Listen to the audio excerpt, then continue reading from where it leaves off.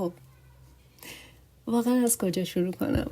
سلام، اسم من بیتاست. حتی نمیدونم چند ماهه که ویدیو نذاشتم. خیلی قبل تر از این که جنگ بشه، اون داستانایی که پیش اومده بود پیش بیاد، من خیلی وقت بود که ویدیو نذاشته بودم، به خاطر اینکه خیلی درگیر کارم بودم و نمیتونستم بالانس کنم زندگی شغلیم و اون بخش کارمندیم و زندگی عادی که خودم داشتم، که بعد همه اون داستانا پیش اومد، جنگ شد، خیلی دلم تنگ شد برای این فضایی که داشتم اینجا. تازه عادت کرده بودم به حرف زدن با دوربین، اما الان خیلی معذبم. احساس میکنم اولین باریه که دارم ویدیو میگیرم. یکم میخواستم صحبت کنم راجع به تجربه‌ای که این چند وقت داشتم و اتفاقایی که افتاد. روز اول جنگ واقعا یکی از بولدترین روزا و وحشتناکترین روزایی بود که من تجربه کردم توی زندگیم، به خاطر اینکه من ساعت 9 صبح سر کارم شروع میشه. اون موقع یعنی اون روز یکم دیرم رسیده بودم سر کار، فکر کنم مثلا 9:20 9:15 اینا رسیده بودم سر کار. بعد سیستممو باز کرده بودم، رمزمو زدم و رفتم بر خودم یه لیوان قهوه بردم، سیب قاچ کردم، گذاشتم کنار دستم. یهو صدای یک عالمه انگار هواپیما داشت از بالا سرمون رد میشد. مثلا یه همچین صدای وحشتناک خیلی بلندی شروع کرد اومدن، که اول ما فکر کردیم که مانور هواییه. بعد یه جوری سر کار ما که ما طبقه شیشمیم یعنی بودیم و دور تا دورمون شیشه است، برای همین وقتی جنگنده ها رفتن شروع کردن هدف قرار دادن اون منطقه ها، ما میدیدیم دودایی که داشت بلند میشد و میشنیدیم به وضوح صداهایی که داشت میومد و حتی از طبقه ششم تا طبقه همکف که داشتیم با پله میرفتیم پایین، صدا قطع نمیشد، مدام صدای انفجار می اومد و خیلی وحشتناک بود. و بعدش هم که تماس نمیشد گرفت، خطا به هم ریخته بود، استاپ نمیشد گرفت، یعنی هیچ کاری نمیتونستی بکنی جز اینکه توی نقطه‌ای که هستی بمونی، چون اگه بری بیرون خطرناکه، اگه داخل ساختمون بمونی خطرناکه. با هیچکی نمیتونستم تماس بگیرم، اسنپ گیرم نمیومد، نمیدونستم بعد چی کار کنم، از خونه دور بودم. بعد واقعا یه استرس خیلی خیلی خیلی بدی داشت اون روز برای من.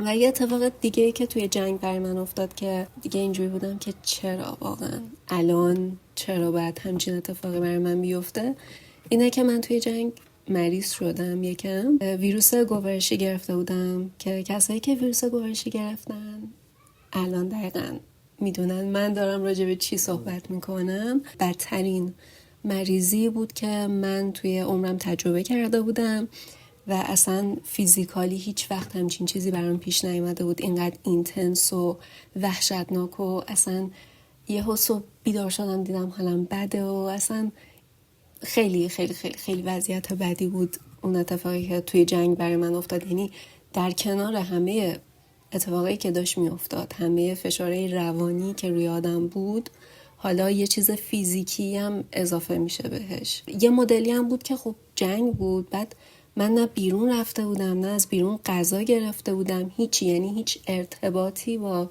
بیرون نداشتم. 2 هفته بود که من تو خونه بودم و با این حال مریض شدم. مثلا خیلی اتفاق عجیبی بود. این اتفاق اینه که حرف زدن راجبشم برام سخته، به خاطر اینکه یه خاطراتی وقتی میان بالا اصلا حتی ضربان قلبم داره میره بالا الان که میخوام تعریفش کنم. ما توی جنگ فکر کنم 1 ماه گذشته بود، 3 هفته گذشته بود، یادم نمیاد دقیقا، یه چند صد متر پشت خونمونو زدن و خب ما توی جنگ ما کل جنگ خونه بودیم و خیالمون یکم از این راحت بود که همه نقاط نظامی، همه نقاط دولتی فاصله دارن با ما، یعنی حداقل 1 کیلومتر با ما فاصله دارن. قرار نیست اتفاقی بیفته، خطر مثلا خیلی خاصی تهدیدمون نمی‌کرد. یعنی یکم یه خیال راحتی این مدلی داشتیم که خب خدا رو شکر که ما خونمون یه مدلی نیستش که توی یعنی در معرض جاهایی قرار بگیریم که ممکنه مورد اصابت قرار بگیرن و حالا خودمون یا خونمون آسیب ببینه. تا اینکه چند صد متر پشت خونمون رو زدن و هنوزه من نمیدونم چیو هدف قرار دادن اون روز. خیلی خیلی نزدیک خونمون بود جایی که مورد اصابت قرار گرفت. برای همین اول از همه خونه شروع کرد به لرزیدن و ما فکر کردیم که داره زلزله میاد. خونه شروع کرد لرزیدن، برقا شروع کرد قطع و وصل شدن، صدای انفجارهای پی در پی خیلی شدید و نزدیک می اومد. وقتی که انفجار تموم شد برقمون رفت و اون موقع خیلی حرف این بود که قرار نیروگاه‌های برق رو هدف قرار بدن. ما تا یه مدتی برق نداشتیم،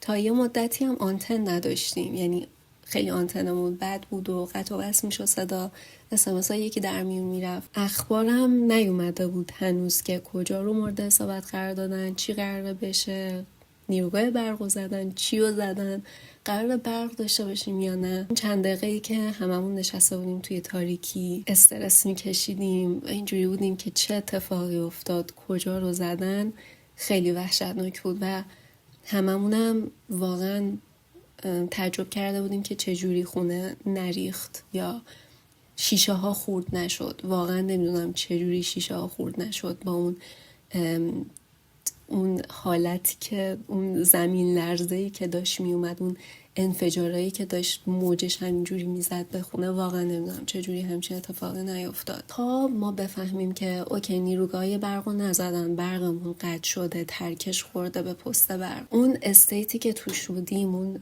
5 دقیقه 10 دقیقه شایدم بیشتر، نمیدونم واقعا تایمش چقدر بود، اینقدر روی روان من تاثیر بدی گذاشت که من تا مدت‌ها پنیک اتک داشتم.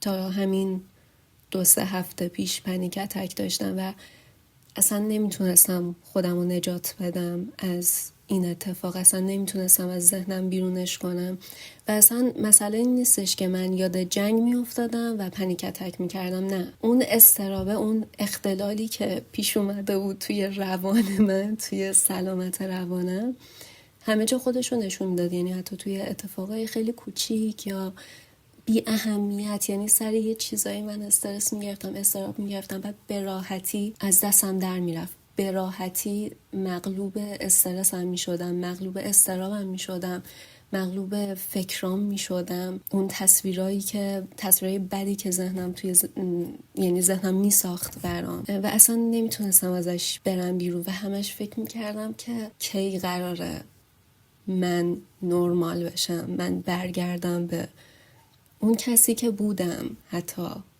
تا همین چند هفته چند ماه پیش خیلی هممون تحت فشار روانی قرار داشتیم این مدت به دلایل مختلف. فکر میکنم 5-6 ماه هممون توی این فشار روانی بودیم، توی فشار کلپس اقتصادی بودیم و هستیم. یعنی من هر روز به خودم میگم که مگه میشه دیگه بدتر از این مگه داریم و فرداش بدتر میشه همه چی. اصلا خیلی سورئاله این بازی از تاریخ که ما داریم توی زندگی میکنیم که بدنو میاد توی حالت بقا قرار میده و حالت بقا چیز بدی نیست به طور کلی، تا یک حدی، تا یک اندازه‌ای. حالت بقا اون حالتیه که آدما رو نجات داده، نسل بشر رو نجات داده، ما رو آورده تا اینجا. خیلی از موقع سوگ، مثلا سوگواری کردن، وقتی که رابطه ای از دست میره، وقتی ارتباطمون با کسی قطع میشه، وقتی که کلا توی شرایط سختی قرار میگیریم، توی تنش قرار میگیریم، بدنمون میره توی حالت بقا. و خب جنگ یکی از اون حالتاییه که آدمو میبره توی حالت بقا. یعنی سیستم عصبیت همش هوشیاره، همش توی تنشه، همش گوش به زنگ، آماده دفاع کردنه و خب این چیزیه که باعث میشه بدن تو عبور کنه، یعنی روان تو بتونه عبور کنه از این اتفاقای وحشتناکی که داره تجربه میکنه، از قحطی، از جنگ، از هر چیزی که توی اون دوره زمان آدما دارن تجربهش میکنن. ما همزمان خیلی چیزا رو تجربه کردیم، خیلی احساسات بدی رو تجربه کردیم، خیلی فیضای بدی رو تجربه کردیم.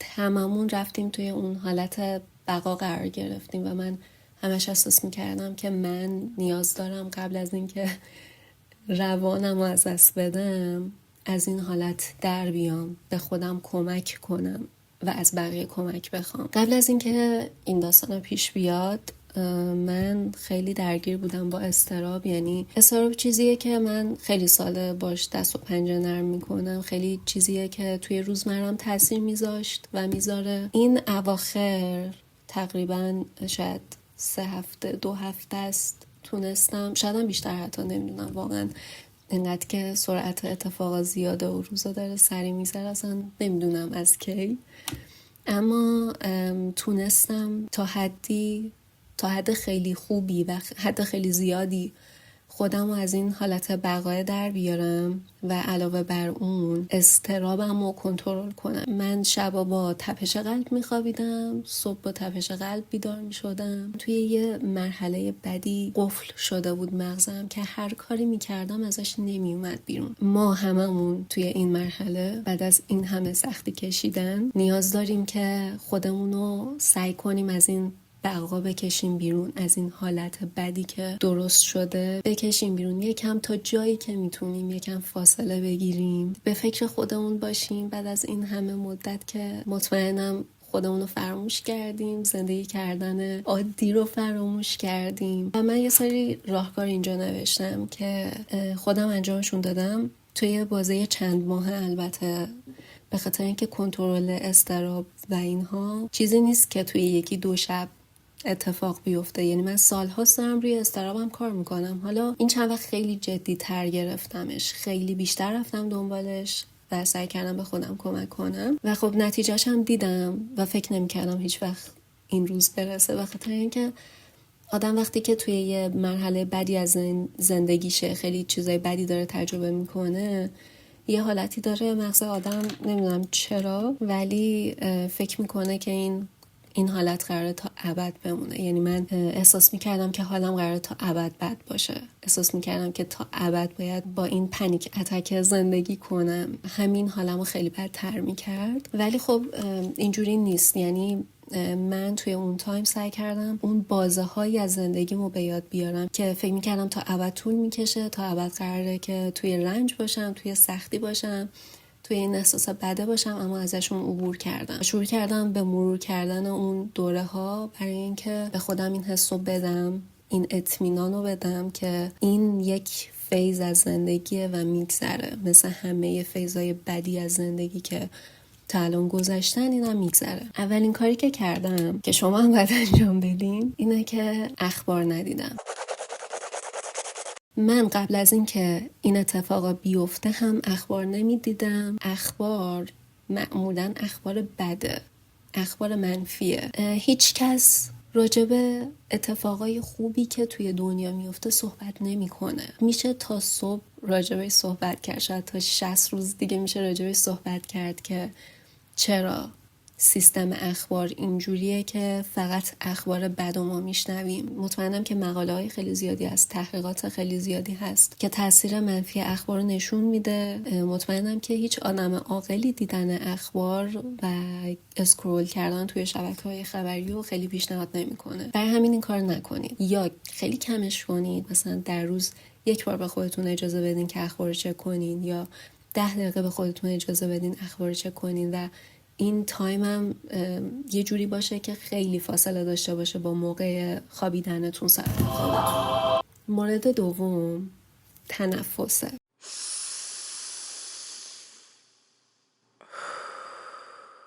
میدونم خیلی کلیشه‌ایه، خیلی شنیدین، اما واقعا تنفس معجزه میکنه. من کاملا میفهمم که آدم وقتی توی یه استیتیه که اضطراب داره، اون اضطراب داره کنترل ذهن تو ازت میگیره، واقعا سخته که بخوای به خودت بگی که نه وایسا من الان میخوام تنفس عمیق انجام بدم. واقعا سخته. یعنی من خودم خیلی از موقع پیش میومد اولین نفس رو میکشم و میگفتم نمیتونم و انجامش نمیدم، یعنی ادامهش نمیدادم حتی. اما این چند وقت به خاطر اینکه واقعا چاره ای نداشتم خودم رو مجبور کردم که حداقل 1 دقیقه تنفس عمیق انجام بدم. این شکلیه که 4 ثانیه دمه، 2 ثانیه حبس، 6 ثانیه بازدمه، یعنی همیشه اون بازدمه طولانی تره از دمت. و درست نفس کشیدن هم باز خودش یه داستان جدایی داره، چون آدم ها معمولا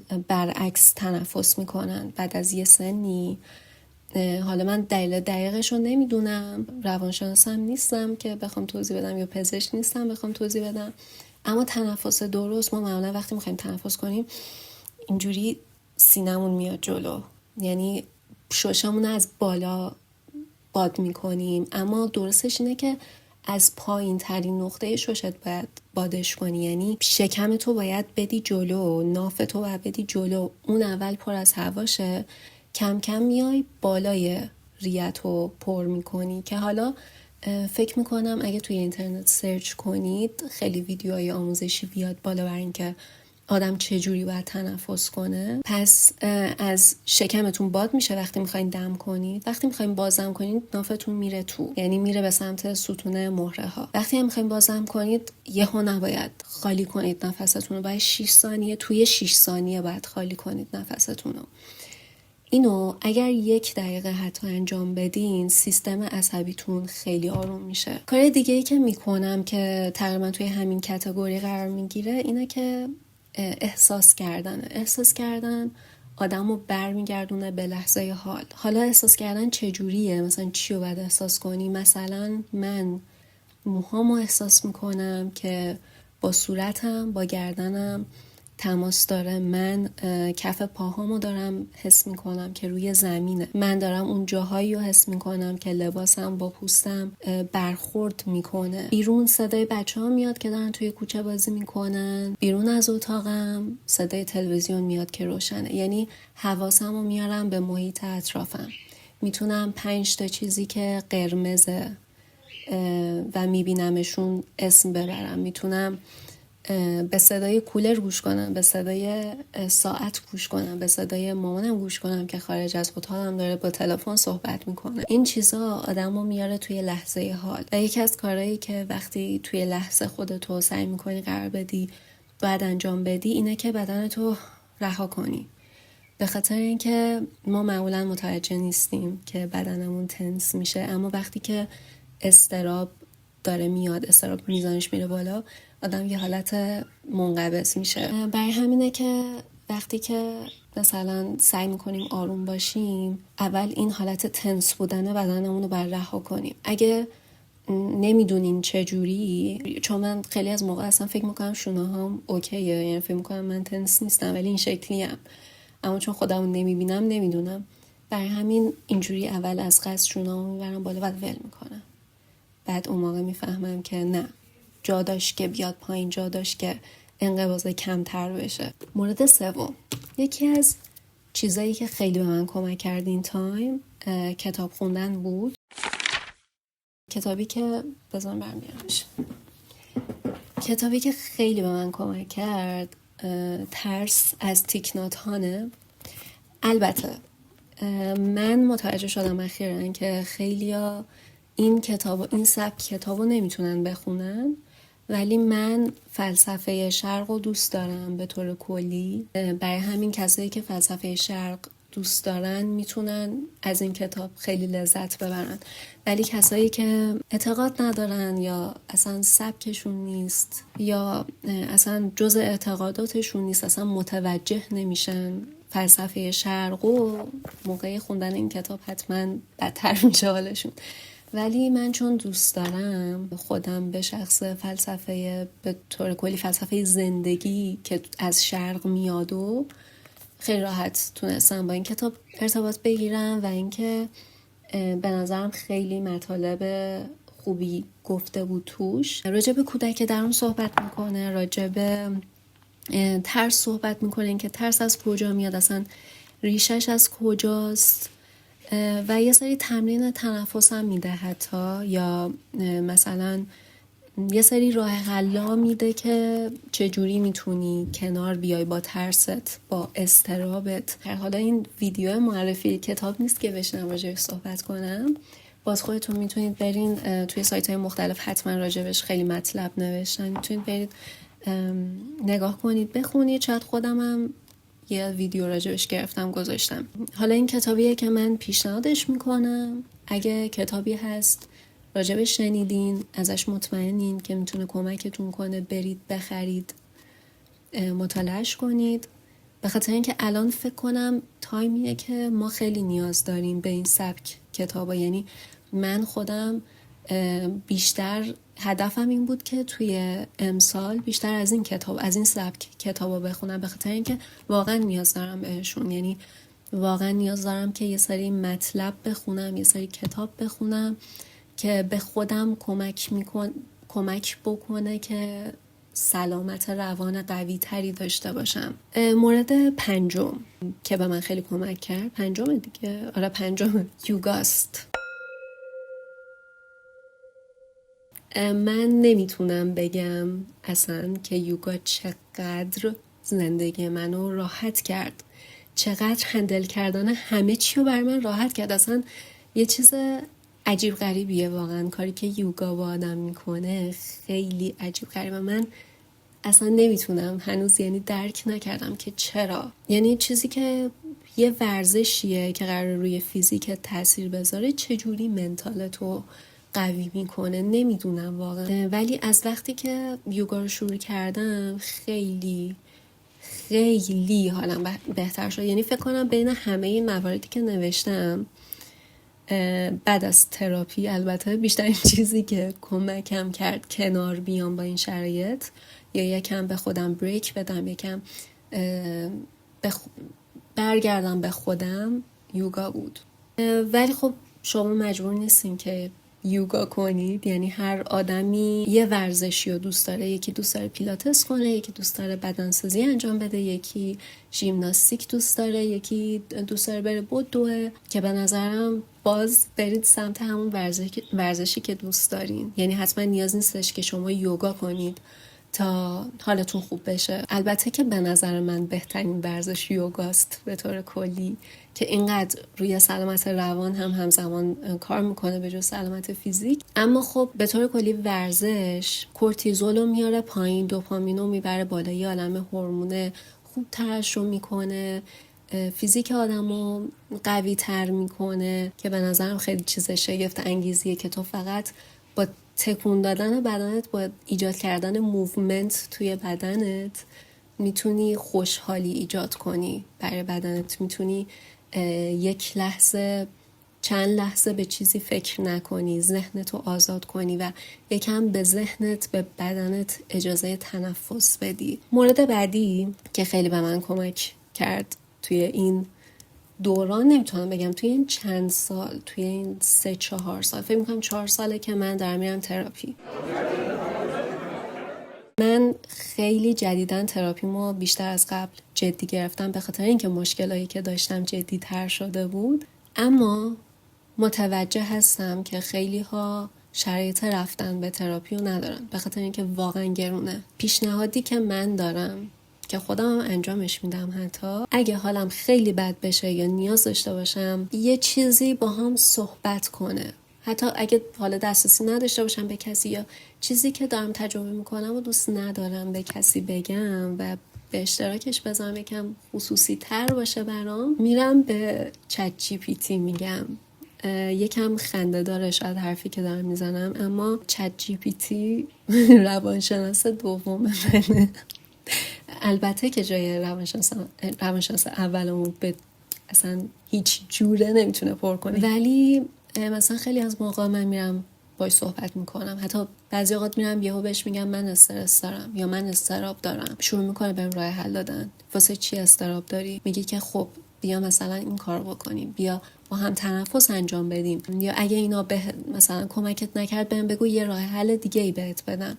و خیلی از موقع، یعنی تقریبا من 99% مواقعی که با چت جی پی تی راجع به این چیزو صحبت کردم، بعدش خیلی حالم بهتر شده، چون به هر حال یه سری راه حل خیلی خوب میده برای اینکه آدم بتونه استرسش و اضطرابش رو کنترل کنه. و مورد بعدی که می‌خواستم بگم در ادامه همین مورد میشه تقریبا مورد 6، تماسه و کمک خواستن.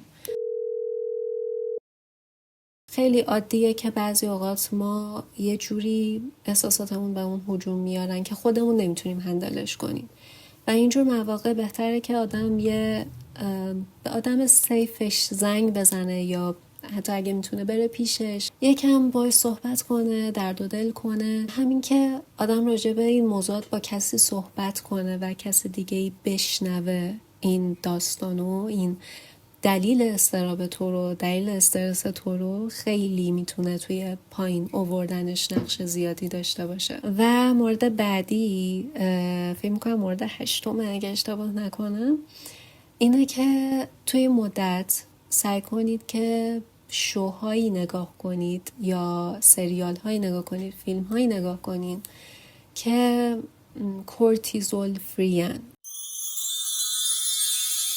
این اصطلاح نه اصطلاح علمیه نه چیزی، اصطلاح عامیانه است. یعنی چی؟ یعنی توشون تنش، هیجان، عصبانیت، ناراحتی زیادی نیست.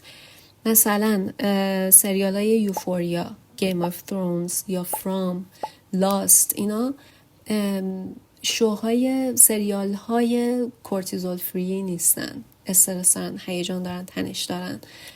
ولی یه سری شوها هستن مثل And with an E, Gilmore Girls. اینا شوهایی هستن که به شوهای کورتیزول فری معروفن. یعنی خیلی فضای فیلم آرومه، آرامش بخشه، اتفاقا خیلی تنشی نیست. توی یوتیوب هم سعی کنید چیزایی ببینید که کورتیزول فریه، دوباره مثل ولاگ. یا من خودم خیلی ویدیوهای کوروش و میا رو میبینم با ویدیوهای کومان.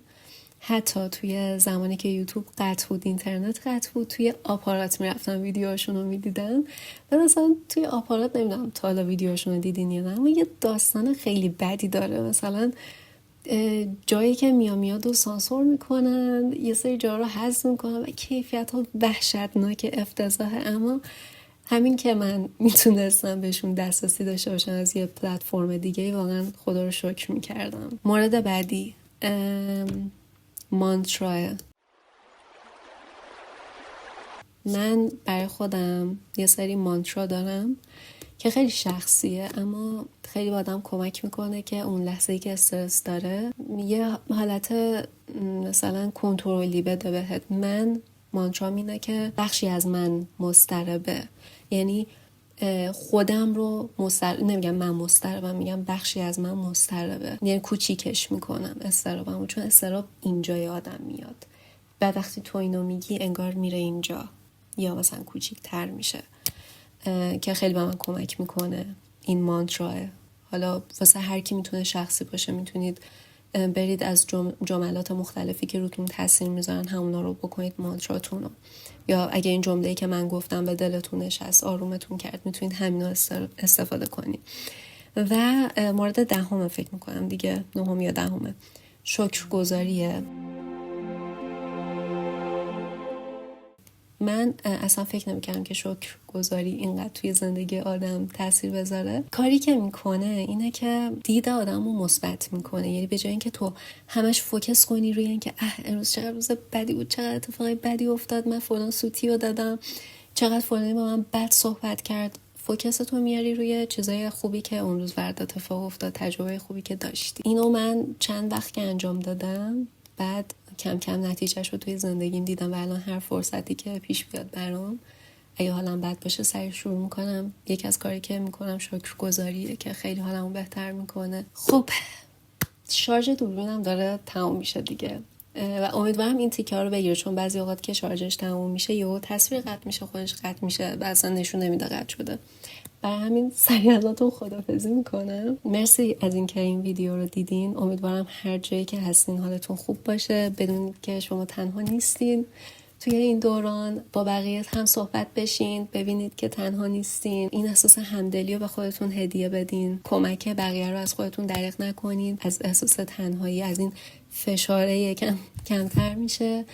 امیدوارم که مواردی که گفته باشم حتی یه دونشون اگه بتونه کمکتون کنه، خیلی واقعا منو خوشحال میکنه. برام بنویسید که شما چی کار میکنید وقتی که اضطرابتون زیاده و احساس میکنید از کنترلتون داره خارج میشه. شما چی کار میکنید؟ خوشحال میشم راه حلتون رو برام کامنت کنید مراقب خودتون باشین و خدا.